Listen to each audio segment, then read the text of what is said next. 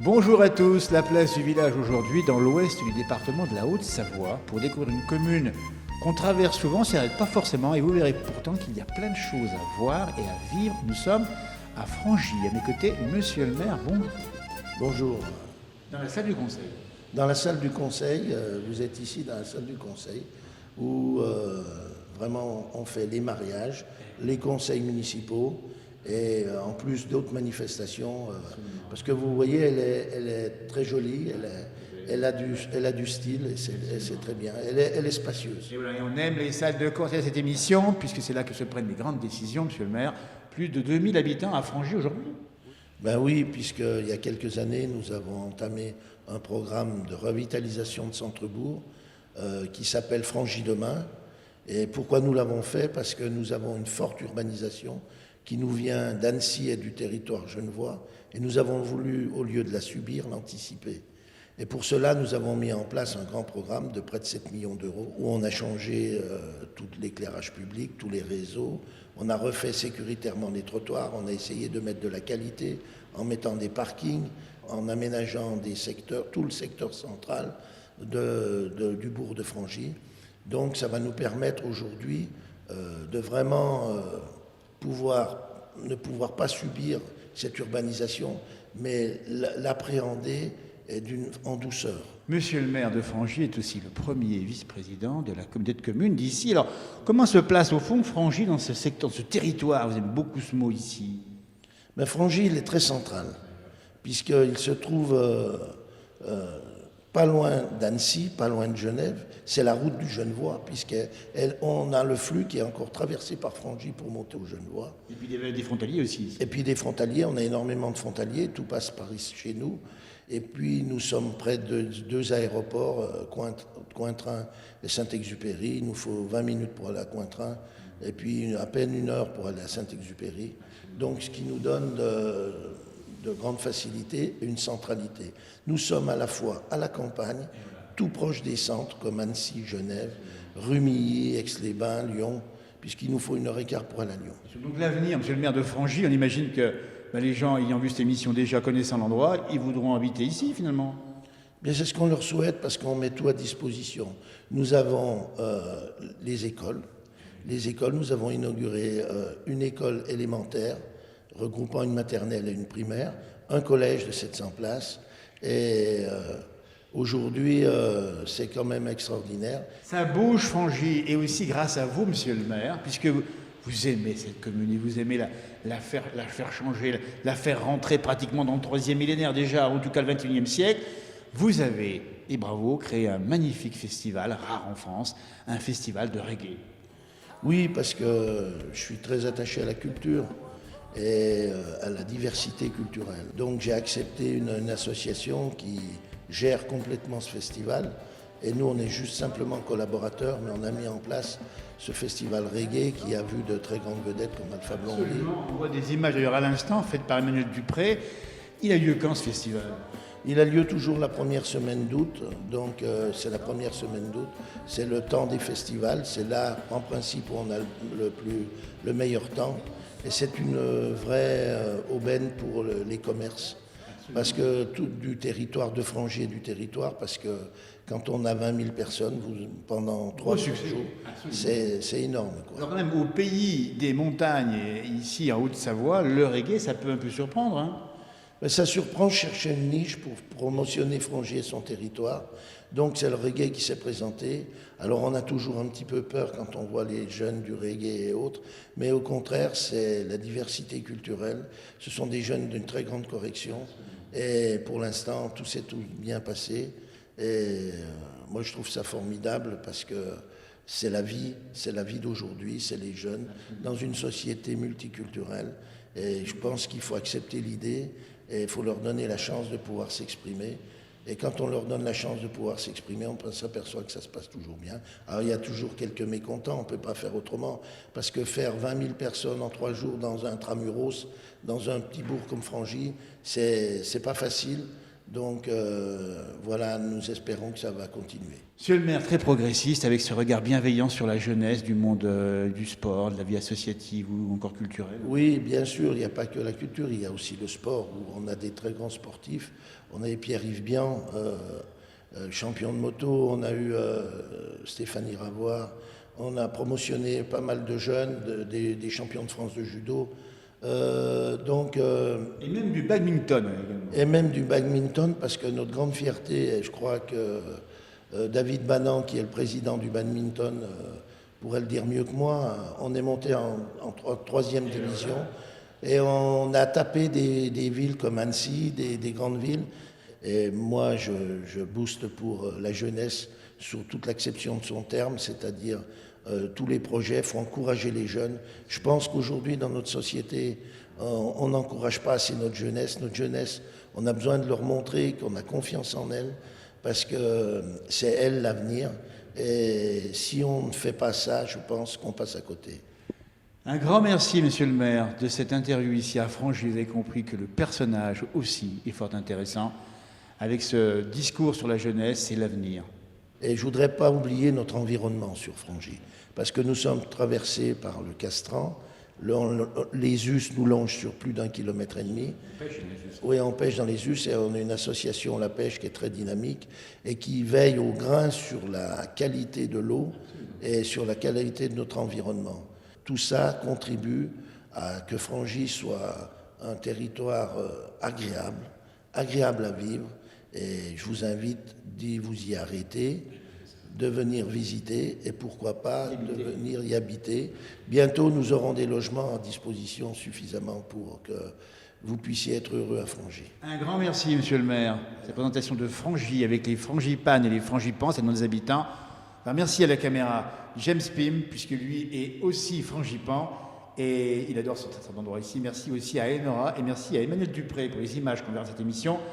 Bon vent à vous, bon festival et bon avenir ici. On sait que Frangy est entre de bonnes mains. Merci, monsieur le maire. Merci, Jean-Noël. Et puis, c'est toujours avec un plaisir de vous accueillir, Jean-Noël, parce que je vous apprécie beaucoup. Et vous êtes quelqu'un aussi, par votre émission, qui permet une mémoire de ce territoire, qui restera au fil du temps.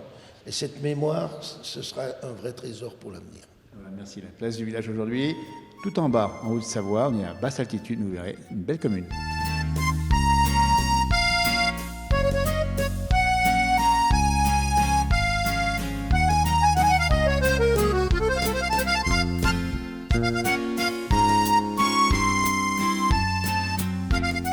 Toujours à Frangy, Haute-Savoie. Dans un instant, nous parlerons avec Michel Chatenoux. L'ancien instituteur va nous raconter un peu l'histoire et la mémoire de Frangy avec des lieux particuliers, notamment un fameux tramway qui a failli aboutir pour aller à Annecy et qui n'aboutira pas.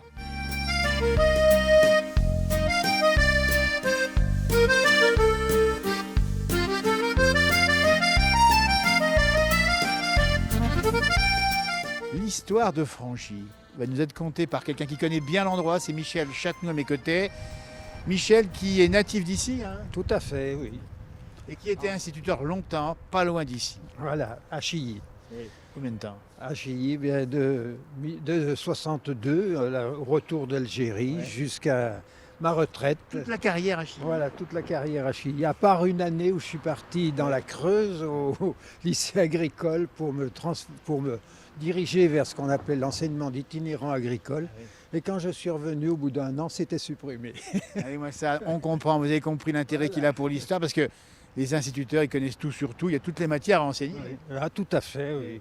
Beaucoup d'histoire et beaucoup d'heures de travail. Et beaucoup de travail, et surtout beaucoup d'enfants qui ont été élevés à l'école de la République et qui ont pris le droit chemin. Je garde un bon souvenir de Chilly et je pense que la population, disons, ancienne garde un bon souvenir de moi. Allez, moi ça, formidable. Pour l'histoire de Frangy, vous la connaissez parce que vous avez participé à une association qui s'appelle Frangy autrefois. Tout à fait, sous l'égide d'André Crochet, c'est lui l'initiateur de ce livret que l'on a réalisé à intervalles plus ou moins réguliers. Et puis un jour, ça a pris fin parce qu'il lui manquait aussi de la matière, mais lui-même a fait beaucoup de recherches sur le plan départemental.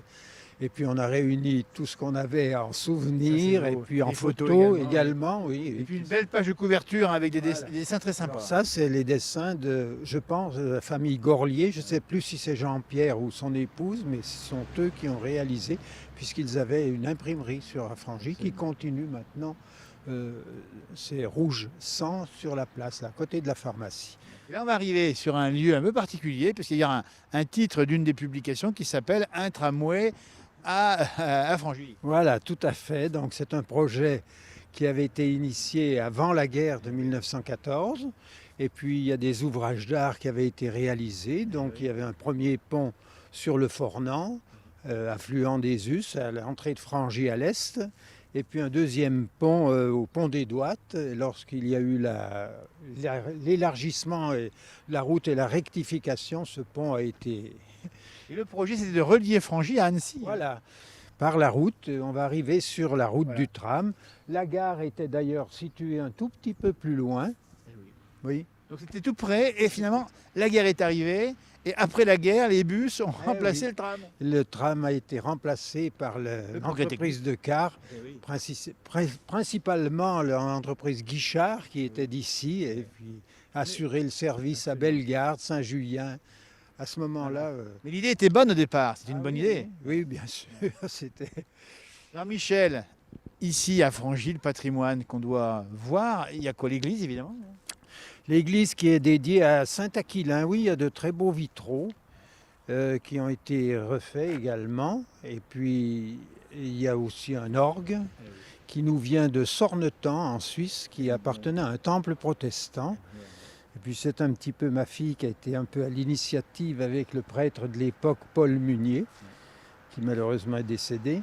Et puis, ça s'est fait naturellement. Donc, l'orgue permet d'ajouter beaucoup aux messes, disons, aux offices religieux, mais il est utilisé aussi pour des concerts. Et puis bien sûr, on l'a vu avec monsieur le maire au début d'émission, la vigne a aussi une histoire. J'imagine qu'il y a longtemps qu'on cultive la vigne ici. Oui, il y a très longtemps, puisque chaque paysan, on n'appelle pas ça des exploitants, on appelait des paysans, avait tous un lopin de vigne où ils faisaient de la roussette, de la molette, enfin, mais c'était très réduit. Hein. Il y avait quelques tonneaux dans la cave.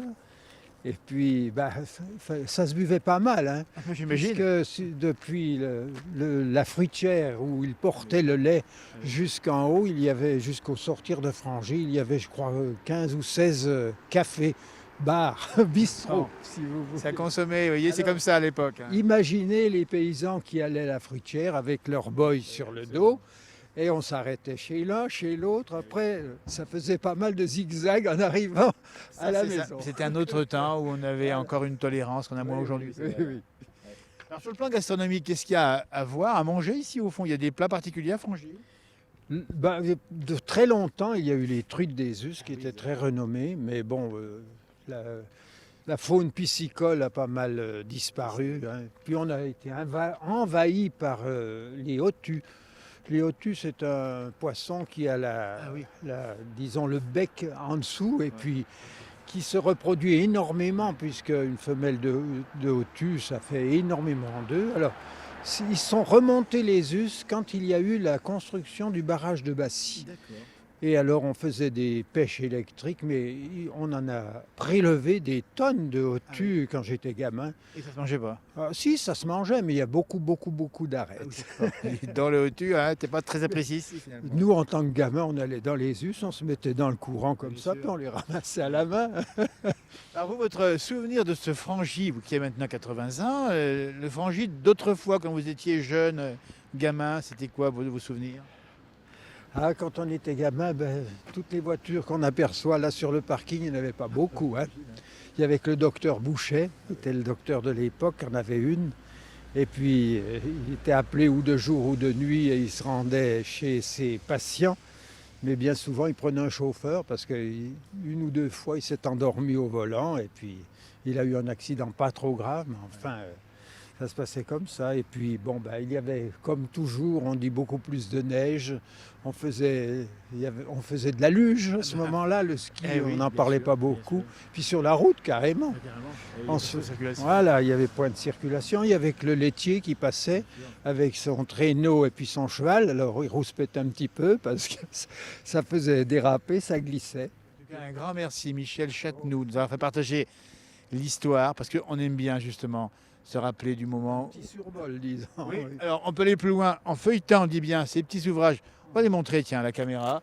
Ces petites revues que je trouve géniales. On va demander Le Frangy d'autrefois. Et on a besoin des mains. voilà. Et on a cette petite gazette de Frangy autrefois. Alors, moi, je ne l'ai pas parcourue, mais je vois seulement la première page.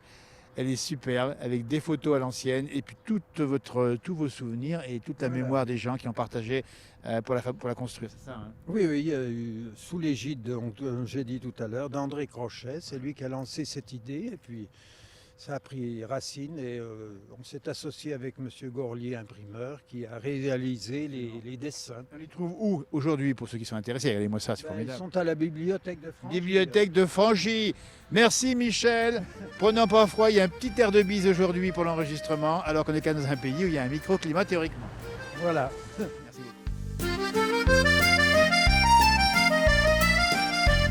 beaucoup.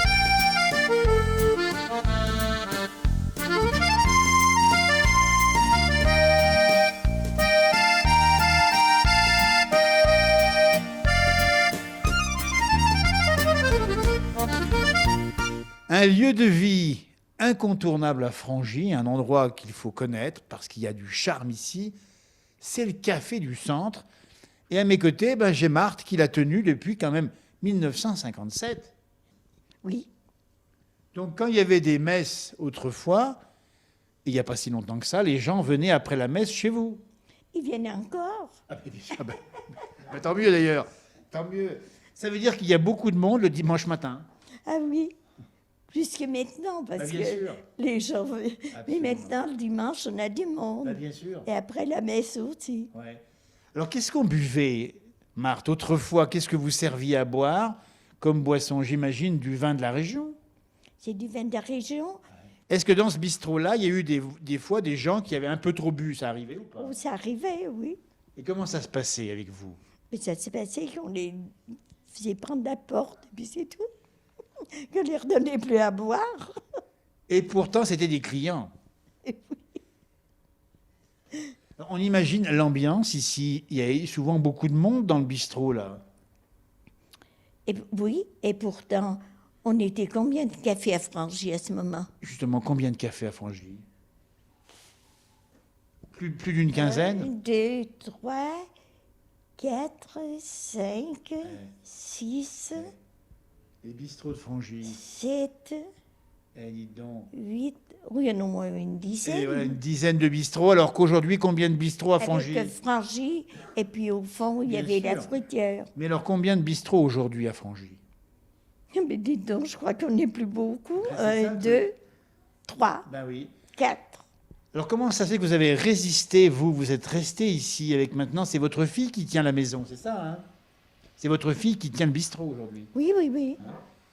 Et vous avez continué à résister parce que vous faites encore le PMU aujourd'hui. Oui. Et c'est vous qui vous en occupez. Et oui, je prends les paris. Elle est assez occupée autrement. Donc, vous travaillez encore. Presque.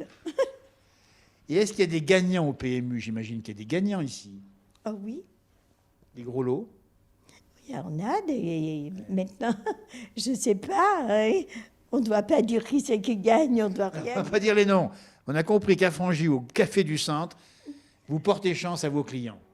Oui. Un grand merci, Marthe, 94 ans, le Café du Centre, c'est maintenant votre fille qui le tient. Mais vous tenez le bar PMU, n'hésitez pas à venir la voir ici. On va vous remercier. Bonne continuation à vous et surtout longue vie, au moins jusqu'à 100 ans. Attendez. Maintenant, c'est tellement... C'est vrai. Donc, si j'ai bien compris, c'est la roussette qui vous tient en vie longtemps. C'est toujours la Roussette. Il y en a plus de propriétaires qu'avant. On ne risque Ben pas oui. de manquer. Ben, c'est ça la mode. Et puis c'est de la bonne, attention. Hein. Oui. Voilà, ben, écoutez, avec modération, on le dit quand même. Merci à vous, portez-vous bien, c'est très sympa. Merci, vous aussi. Et on va finir notre petit café. Vous, c'est votre thé. Moi, c'est un petit café. Le café du centre. Merci.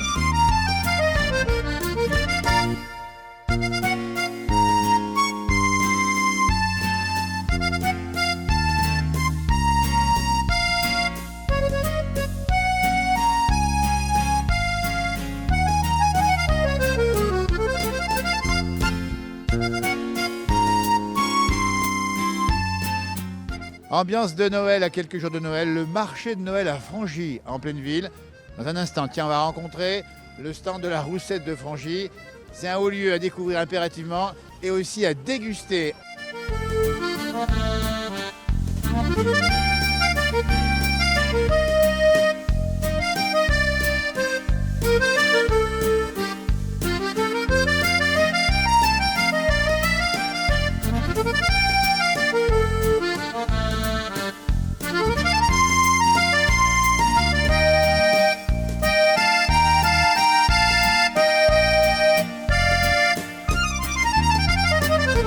Bonjour.